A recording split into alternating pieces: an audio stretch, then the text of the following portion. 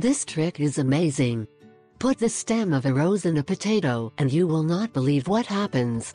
For many people, a garden without roses is not a garden. But, as is well known, these aromatic and beautiful flowers can be difficult to grow and attract many pests.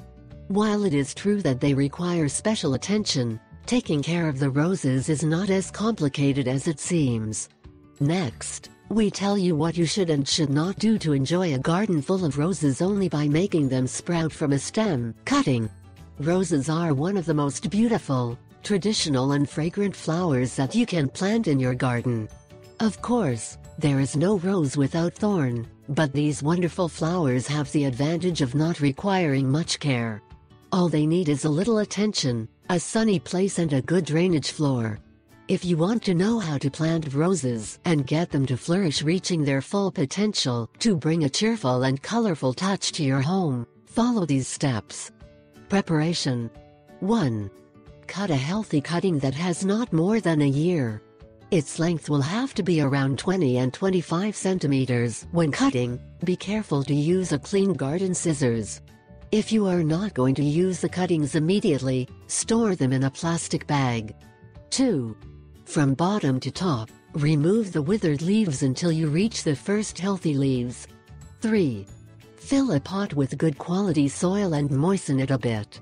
4. Take a potato and make a hole large enough to fit the cutting. You can use a pointed branch or screwdriver to do this. 5.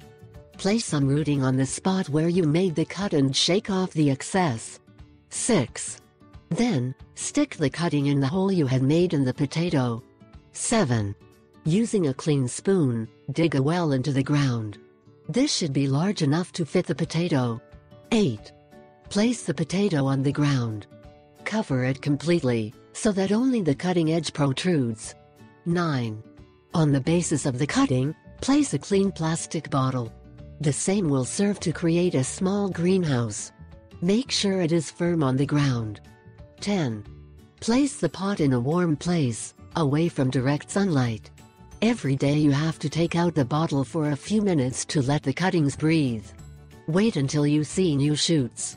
In the meantime, keep the soil moist all the time. 11. When you pull lightly from the cutting and feel resistance, the roots will have developed. 12. Remove the bottle and relocate the pot. Take it to a sunny place, where the plant can receive more direct light. Let it grow a little more, always keeping the soil moist.